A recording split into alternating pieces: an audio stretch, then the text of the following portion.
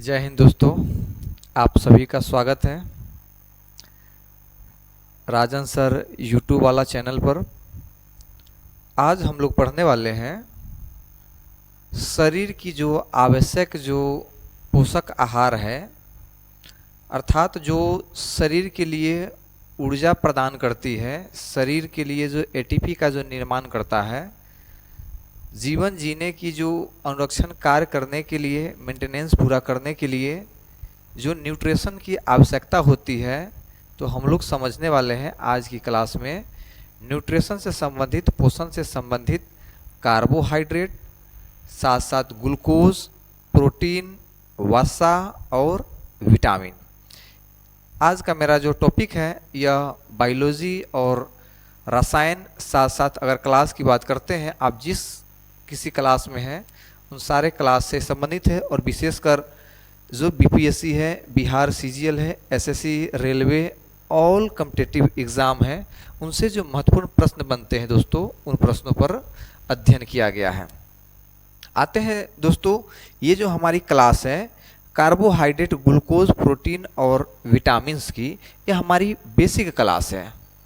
Basic class है, इसका मतलब है कि इसको बारीकी से समझना है। आप जब बेहतरीन तरीक़ा से समझेंगे तो बेहतरीन तरीक़ा से आप जवाब भी देंगे। चलते हैं, हमारी यह पहली वीडियो है वो कार्बोहाइड्रेट से। चाहे जिस भी एग्ज़ाम की तैयारी कर रहे हैं उन सारे एग्ज़ाम के लिए वह ज़रूरी बनता है, वह कार्बोहाइड्रेट और ग्लूकोज। आज की जो क्लास में लाए हैं ये ग्लूकोज और कार्बोहाइड्रेट से जो महत्वपूर्ण प्रश्न बनेंगे उनके एमसीक्यू भी लाए हैं। वह एमसीक्यू जो आगामी एग्ज़ाम से प्रश्न बनते हैं। आते हैं दोस्तों, बात आते हैं कार्बोहाइड्रेट का।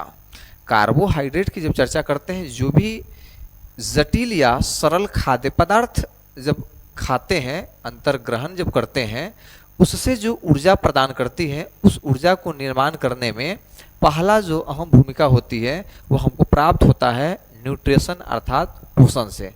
अब बात करते हैं पोषण क्या है। पोषण को समझते हैं।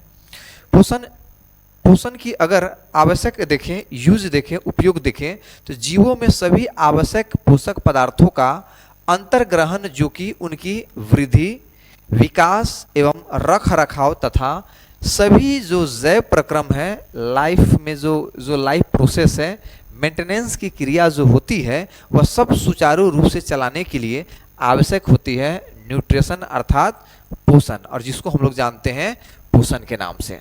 यही पोषण है अर्थात न्यूट्रिशन है, जहाँ पर शरीर की वृद्धि होती है, विकास होती है, शरीर की जो मेंटेनेंस होती है, उन सारी मेंटेनेंस की जो पूरा करते हैं वो करता है वह न्यूट्रिशन अर्थात पोषण करता है। बात करते हैं ये आवश्यक पोषक पदार्थ जो है वह प्राप्त कहाँ से होता है, तो यह प्राप्त जो है आहार से प्राप्त होता है। जितने भी न्यूट्रिशन पोषण जो है वह प्राप्त होता है वह खाद्य पदार्थ से प्राप्त होता है अर्थात फूड से प्राप्त होता है। दोस्तों, अगर बात किया जाए आज की क्लास में जो हम लोग पढ़ने वाले हैं वह कार्बोहाइड्रेट और ग्लूकोज पढ़ेंगे। अगली वीडियो में हम लोग प्रोटीन्स के बारे में पढ़ेंगे। प्रोटीन के बाद अगली जो क्लास होगी उसमें हम लोग फैट्स, वसा पढ़ेंगे, और अंतिम क्लास जो होगी वह हमारा विटामिन्स का होगा। अगर हम लोग कार्बोहाइड्रेट, ग्लूकोज, प्रोटीन और विटामिन समाप्त कर देते हैं, साथ साथ फैट्स, वसा, तो वो जो खाद्य पदार्थ है जिससे हमको ऊर्जा, एनर्जी प्राप्त होती है, इन सारे तथ्यों के बारे में हम लोग समझ जाएंगे। और जो महत्वपूर्ण प्रश्न तो सबसे ज़्यादा विटामिन से बनते हैं, साथ साथ वह हमारा प्रोटीन से बनते हैं, ग्लूकोज से बनते हैं, कार्बोहाइड्रेट से बनते हैं, फैट से बनते हैं, इनसे प्रश्न बनने की संभावना अधिक बन जाती है। बात आते हैं, हम बोले भी हैं कि जीवन जीने के लिए अर्थात शरीर की सारी रख रखाव प्रक्रिया करने के लिए वो मेंटेनेंस की आवश्यकता होती है, और यह मेंटेनेंस प्राप्त होता है पोषण से अर्थात न्यूट्रिशन से। हम लोग क्या करते हैं, प्रत्येक वर्ष की बात करते हैं तो प्रत्येक वर्ष अर्थात 1 सितंबर से लेकर 7 सितंबर तक, अगर देख रहे हैं कि राष्ट्रीय पोषण सप्ताह के रूप में हम लोग मनाते हैं। नेशनल न्यूट्रिशन वीक जो है वह 1 सितंबर से 7 सितंबर को मनाया जाता है। पोषण से संबंधित बात करते हैं तो पोषण की आवश्यकता पड़ती है 1 सितंबर से 7 सितंबर हम लोग मनाते हैं, राष्ट्रीय पोषण सप्ताह मनाते हैं। बात देखते हैं दोस्तों, ये जो पोषण है, पोषण जो हमारे शरीर के जो सारी रख रखाव और शरीर की जो ऊर्जा प्रदान करती है वह हमारा फूड एवं वह पास पहुंच रहे हैं न्यूट्रिशन ही है, जिससे हमारी शरीर की ऊर्जा प्रदान करती है और सारी क्रिया जो करते हैं वो फूड अर्थात खाद्य पदार्थों से करते हैं। उस खाद्य पदार्थ में पहला जो हमको पढ़ना है वो हमारा कार्बोहाइड्रेट पढ़ना है। देखते हैं कार्बोहाइड्रेट क्या है। पहले जो वैज्ञानिक थे, पहले वैज्ञानिक ने सोचा था, पहले की बात करते हैं, कि ये जो कार्बोहाइड्रेट है ये जो बना हुआ है वो यौगिक जो देख रहे हैं यौगिक कार्बन से बना हुआ है। यौगिक के पास पहुंच रहे हैं, दो यौगिक, एक कार्बन और दूसरी चर्चा करते हैं जल से बना हुआ है कार्बोहाइड्रेट्स। जैसे ग्लूकोज की बात करते हैं दोस्तों, ग्लूकोज की सूत्र की चर्चा करते हैं जहां पर C6H12O6 होता है, ये ग्लूकोज की सूत्र है। देखते हैं, बोले हैं कि ये जो कार्बोहाइड्रेट्स है जो बना हुआ है एक कार्बन से बना हुआ है, दूसरा जो बना हुआ है वह पानी अर्थात जल से बना हुआ है। जैसे वह कार्बन की चर्चा करते हैं वह कार्बन 6 है। ऑक्सीजन जल की बात करते हैं, देखिए यहाँ पर अगर जल है 6 है तो H2O, जल का सूत्र होता है H2O। अगर हम यहाँ पर 6 लेते हैं तो हाइड्रोजन की बात करते हैं, फिर से यह 2 × 6 हो जाएगा, 12 हो जाएगा। इस आधार पर जो कार्बोहाइड्रेट्स जो बनता है वह कार्बनिक यौगिक कार्बन और जल से बनता है।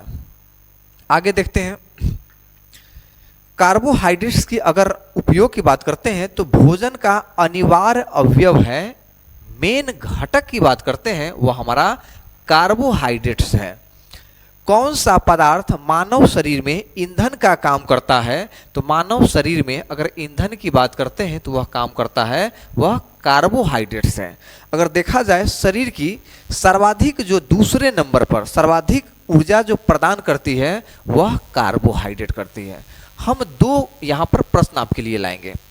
एक प्रश्न की बात करते हैं दोस्तों, जो शरीर में सर्वाधिक जो है ऊर्जा प्रदान करती है वह हमारा फैट्स है, फैट्स की बात कर रहे हैं। पर दूसरा स्थान जो है वह कार्बोहाइड्रेट का है। अगर शरीर में सबसे जल्द जो ऊर्जा जो देती है वह कार्बोहाइड्रेट से देती है। कार्बोहाइड्रेट्स अगर देखा जाए तो तत्कालीन ऊर्जा प्रदान करती है, पर सर्वाधिक में जो देख रहे हैं सर्वाधिक जो है फैट से प्राप्त होती है। आते हैं, और यही कारण है कि शरीर की सर्वाधिक जो ऊर्जा प्रदान करती है वह कार्बोहाइड्रेट्स करती है। यही कारण है कि जब खिलाड़ी लोग जो एनर्जी के रूप में जो ग्रहण करते हैं वह ग्लूकोज लेते हैं, और उस ग्लूकोज की जब बात करते हैं वह कार्बोहाइड्रेट से बना होता है।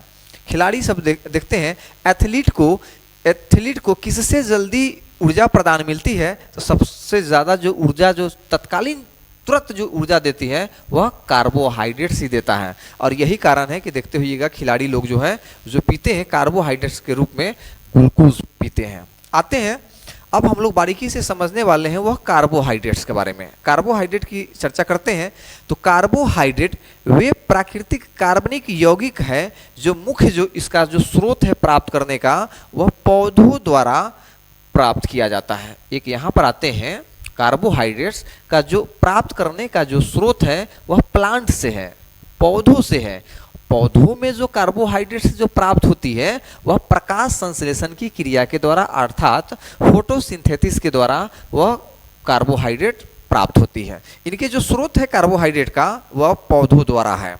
वो पास पहुंच रहे हैं, सूर्य की प्रकाश यहाँ पर आप लोग देख रहे हैं, पेड़ पौधे हैं, या वायुमंडल से जो वायु है वहाँ से वो लेते हैं, वह पास पहुँच रहे हैं, कार्बन डाइऑक्साइड लेते हैं और ऑक्सीजन बाहर छोड़ते हैं, और यहाँ से जल लेते हैं, यहाँ पर निर्माण करते हैं कार्बोहाइड्रेट्स का। तो कार्बोहाइड्रेट्स का जो स्रोत प्राप्त जो होता है वह प्लांट से प्राप्त होता है, पेड़ पौधों से प्राप्त होता है। वह किस क्रिया के द्वारा? वह प्रकाश संश्लेषण की क्रिया के द्वारा। आप देख सकते हैं प्रकाश संश्लेषण क्रिया के द्वारा जहाँ पर स्टार्च का भी निर्माण करता है, और पेड़ पौधों में वह पेड़ पौधों स्रोत बनता है कार्बोहाइड्रेट्स का। आते हैं, बात करते हैं कार्बोहाइड्रेट्स की। जब चर्चा करते हैं तो ये कार्बन, हाइड्रोजन और ऑक्सीजन से बना रहता है। कार्बोहाइड्रेट्स, नई जो वैज्ञानिक आते हैं, पहले तो हम लोग जाने थे कि कार्बोहाइड्रेट्स, पहले के जो वैज्ञानिक थे माना था उन लोगों ने कि जो कार्बोहाइड्रेट्स बना हुआ है कार्बन और जल जैसे यौगिकों से बना हुआ है। नए वैज्ञानिक आते हैं तो उनका मानना है कि जो कार्बोहाइड्रेट्स है वह कार्बन, हाइड्रोजन और ऑक्सीजन से बने होते हैं। साथ साथ अगर इनकी समान अगर अनुपात देखा जाए तो यह अनुपात 1:2:1 में होती है, वह हम लोग चर्चा करते हैं कार्बोहाइड्रेट्स का। अगर कार्बोहाइड्रेट्स की सूत्र की जब चर्चा करते हैं तो सूत्र होता है CxH2O × Y होता है। जैसे ग्लूकोज की बात करते हैं, ग्लूकोज में अगर कार्बन 6 लेते हैं, स्वाभाविक सी बात है 6 दूना 12 और O के पास पहुंच रहे फिर से 6 हो जाएगा। ग्लूकोज का सूत्र होता है C6H12O6, पास पहुंच रहे हैं। अगला जो है कार्बोहाइड्रेट्स का जो एग्जाम्पल है वह फ्रुक्टोज है, फ्रुक्टोज के पास पहुंच रहे हैं, उसका भी सूत्र होता है C6H12O6 होता है। और तीसरे नंबर की चर्चा करते हैं राइबोज, जहां पर कार्बन की मात्रा 5 है, हाइड्रोजन 10 हो जाते हैं, ऑक्सीजन 5 हो जाते हैं, क्योंकि कार्बन जब 5 लेंगे तो यहाँ पर 5 दूना 10 और यहाँ पर 5, और ये जो बनेंगे वह हमारा राइबोज का बनेंगे। और यह राइबोज जो है डीएनए की संरचना में निर्माण करती है, प्रोटीन्स का निर्माण करता है, यह हमारा राइबोज है। पढ़ेंगे जब पढ़ेंगे तब। अब क्या करते हैं कि कार्बोहाइड्रेट्स का वर्गीकरण करते हैं। पास पहुंच रहे हैं कार्बोहाइड्रेट्स को जो वर्गीकरण कर रहे हैं 3 भागों में। एक तरफ पास पहुंच रहे हैं मोनोसेकेराइड, दूसरा डाइसेकेराइड, तीसरा पॉलीसेकेराइड। क्या करते हैं कि मोनोसेकेराइड को भी 3 भाग में बांट के रखे हैं। एक तरफ ग्लूकोज, दूसरा फ्रक्टोज, तीसरा गैलेक्टोज। और डाइसेकेराइड को 3 भाग में बांट के रखे हैं, एक सुक्रोज, मल्टोज, लैक्टोज। तीसरे नंबर की बात करते हैं पॉलीसेकेराइड। पॉलीसेकेराइड को बांट के रखे हुए हैं starch, dextrin, glycogen, cellulose, pectin. ये सब एग्जाम्पल है, वह पास पहुंचे वर्गीकरण है वह पॉलीसेकेराइड का है। आते हैं पहला समझते हैं, हम लोग क्या करते हैं कि कार्बोहाइड्रेट्स को 2 भाग में बांट के रखे हैं। एक पास पहुंच रहे हैं सरल कार्बोहाइड्रेट अर्थात सिंपल कार्बोहाइड्रेट्स, दूसरा जो बांट के रखे हैं वो पास पहुंच रहे हैं दूसरे नंबर की चर्चा करते हैं जहां पर डाइसेकेराइड अर्थात पास पहुंच रहे हैं मोनोसेकेराइड। सिंपल में देखते हैं तो सिंपल को बांट के रखे हैं अर्थात सिंपल कार्बोहाइड्रेट्स का एक नंबर में मोनोसेकेराइड के रूप में, दूसरा डाइसेकेराइड के रूप में। ये उदाहरण है वह सरल कार्बोहाइड्रेट्स का वर्गीकरण है। सरल कार्बोहाइड्रेट की जब चर्चा करते हैं जहां पर कार्बन की मात्रा समान होती है, जैसे कार्बन 6 लेते हैं तो यहां पर N की जगह पर 6 हो जाएगा, हाइड्रोजन जो देख रहे हैं 6 दूना 12 और ऑक्सीजन की चर्चा करते हैं फिर से वह 6 हो जाएगा, ऑक्सीजन 6। जहां पर निर्माण होता है ग्लूकोज का, ऐसे ही जो देखते हैं निर्माण होता है फ्रुक्टोज का, पास पहुंच रहे हैं अगला जो निर्माण होता है गैलेक्टोज का। ऐसे जो सिंपल जो देख रहे हैं जहां पर कार्बन की मात्रा सभी जगह समान है उसको हम लोग जानते हैं मोनोसेकेराइड के बारे में। दूसरा डाइसेकेराइड की बात करते हैं अर्थात 2 मोनोसेकेराइड मिलकर निर्माण करते हैं डाइसेकेराइड का। 2 मोनोसेकेराइड के पास पहुंच रहे हैं, यहां पर मोनोसेकेराइड है, जैसे ग्लूकोज और ग्लूकोज मिलकर डाइसेकेराइड बनेंगे, या फ्रुक्टोज और फ्रुक्टोज मिलकर डाइसेकेराइड बनेंगे, या पास पहुंच रहे हैं गैलेक्टोज और गैलेक्टोज मिलकर वह डाइसेकेराइड।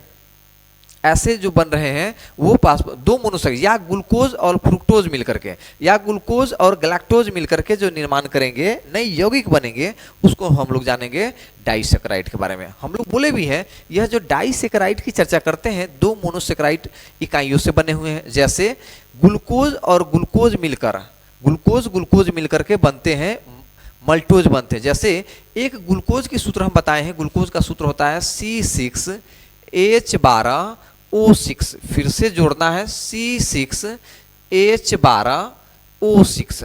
अगर दोनों को जोड़ते हैं तो देखिए यहाँ पर C6 और C6 मिल करके C12 हो जाएंगे, यहाँ पर देख सकते हैं C12 हो गया है। और इस क्रिया के दौरान एक जल जो है H2O बाहर निकलती है।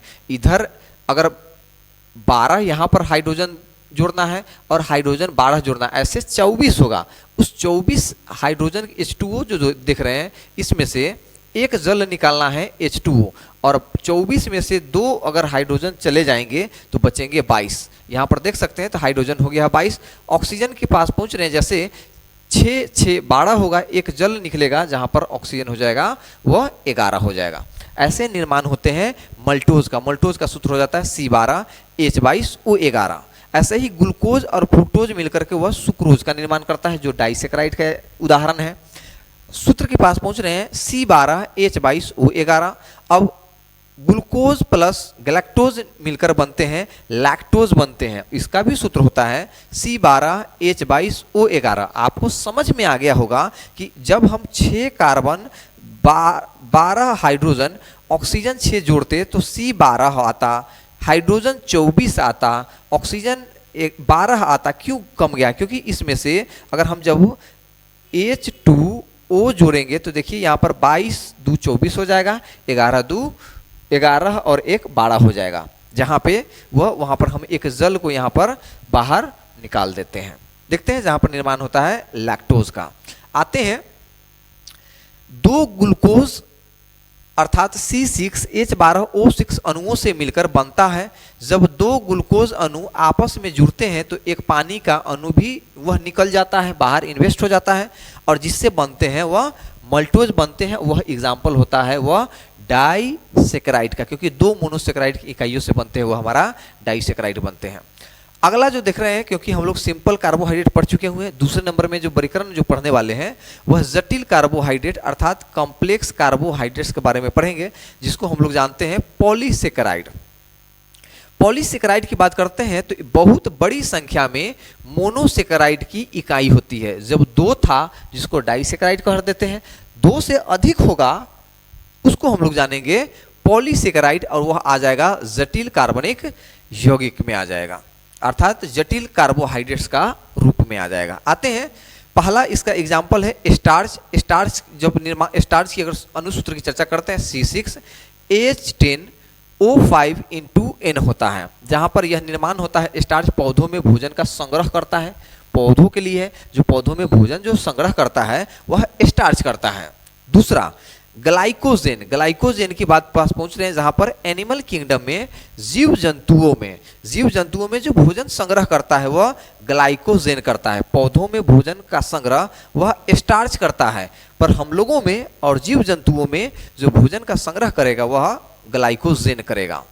अगला देख रहे हैं सेल्यूलोज। सेल्यूलोज यह भी संबंधित पेड़ पौधों से है, अर्थात पौधों की कोशिका भित्ति में पाए जाते हैं वह सेल्यूलोज पाए जाते हैं। अगर अनुसूत्र की चर्चा करते हैं C6H10O5N है, जहां पर पौधों की कोशिका की भित्ति में पाई जाती है। सेल वाल पास पहुंच रहे हैं, सेल वाल में पाई जाती है।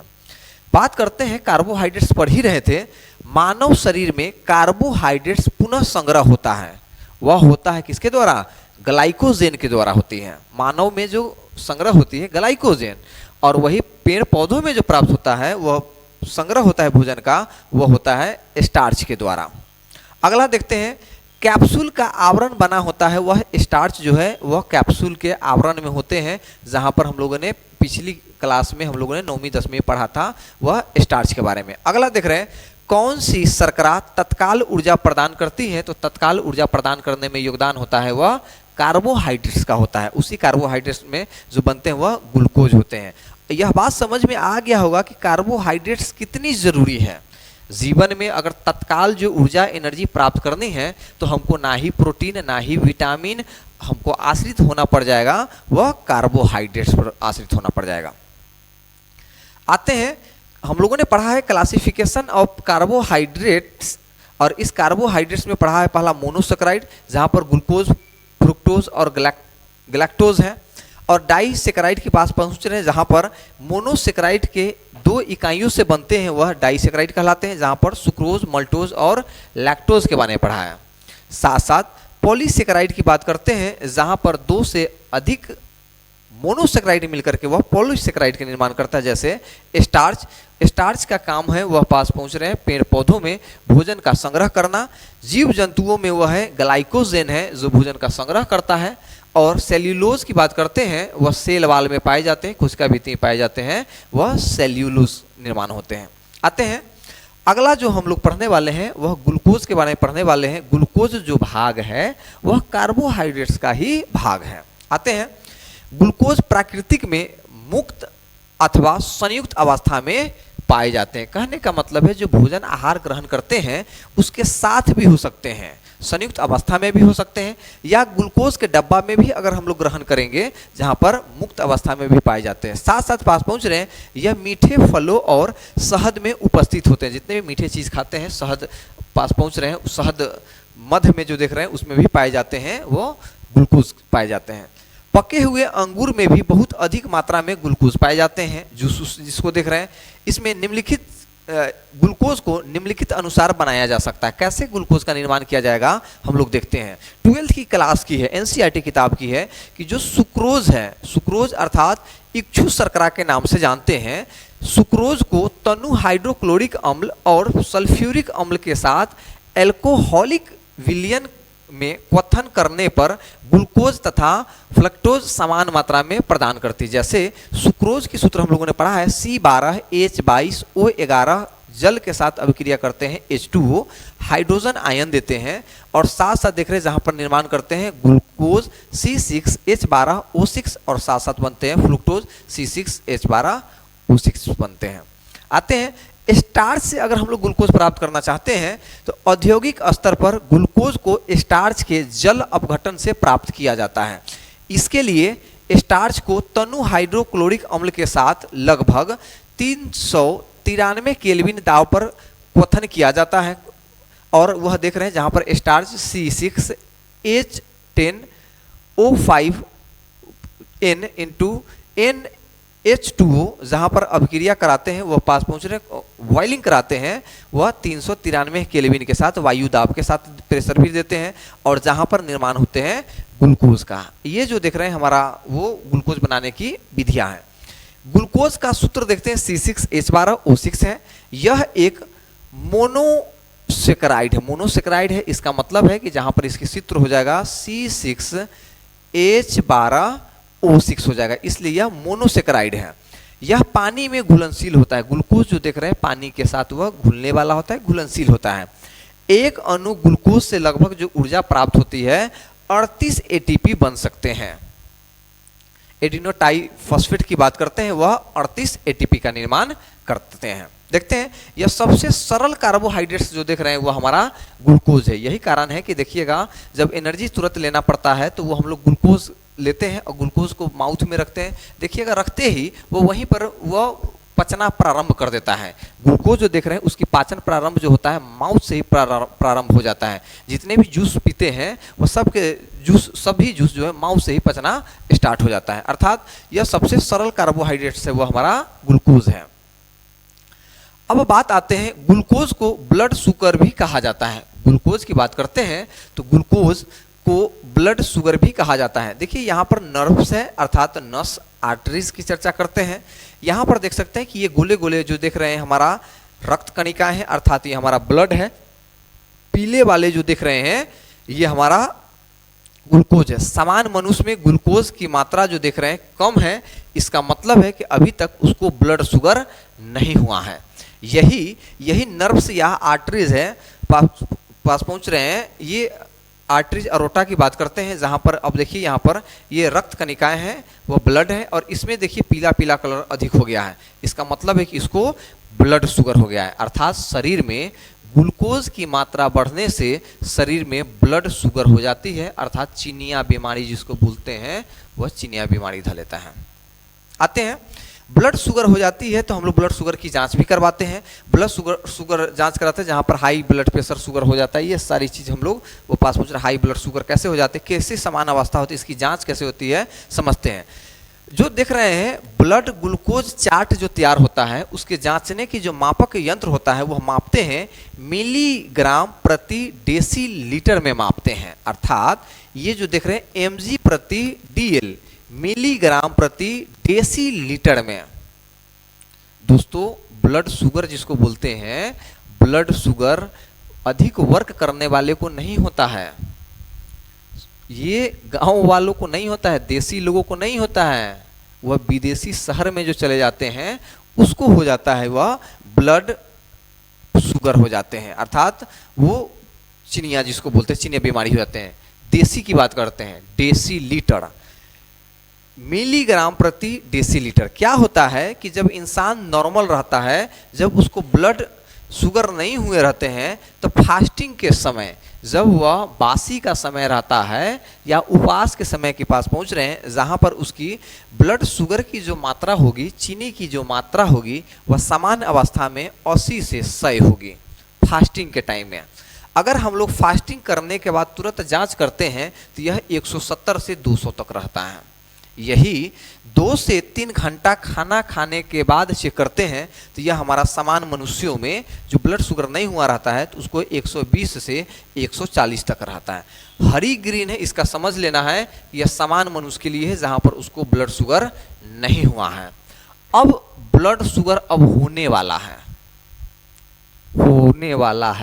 अब होने वाला है वह येलो वाले में है। क्या होता है कि जब होने वाला रहता है तो फास्टिंग के समय सीधा शतक के पास रहता है। 101 से 125 mg प्रति dl अर्थात मिलीग्राम प्रति डेसीलीटर होता है। होने वाला है, अभी तत्काल हो गया है, वह पास पहुंच रहे हैं। और खाना खाने के बाद सीधा 190 से 230 हो जाता है, और खाना खाने के 2-3 घंटे बाद अगर देखते हैं तो 140 से 160 हो जाता है। अगर जिसको पूर्ण रूप से ब्लड शुगर हो गया है उसके लिए जो कहने का मतलब है कि वह जो रहता है 126 से ऊपर चला जाता है फास्टिंग में 126 के ऊपर जाता है। और जैसे ही खाना खाता है, उस खाना खाने के बाद सीधा 220 से 300 इर्द गिर्द घूमते रहता है, जिसको डायबिटीज हो गया है अर्थात ब्लड शुगर हो गया है। और खाना खाने के 2-3 घंटा बाद देखते हैं तो वह 200 के करीब आकर के वह थमा रहता है, प्लस में रहता है, वह 200 मिलीग्राम प्रति डेसीलीटर। इससे यह समझे हैं कि इस ब्लड ग्रुप चार्ट जो देख रहे हैं वह सामान्य स्थिति में जब होने वाला है उस स्थिति को जाने हैं, और हो जाएगा उसकी चार्ट देखे हैं। साथ साथ ये देखे हैं कि ब्लड ग्लूकोज शुगर जो देख रहे हैं वह नापने के लिए हम लोग प्रयोग करते हैं mg प्रति dl अर्थात मिलीग्राम प्रति डेसीलीटर में मापते हैं, वह ब्लड शुगर की जो मापते हैं। आते हैं जो कार्बोहाइड्रेट्स और ग्लूकोज जो पढ़े हैं, इनसे जो महत्वपूर्ण प्रश्न बनते हैं उन प्रश्नों को अध्ययन करते हैं जो आगामी एग्जाम में बनने वाले हैं। पहला प्रश्न है, सामान्य व्यक्ति का फास्टिंग ब्लड ग्लूकोज स्तर कितनी होती है?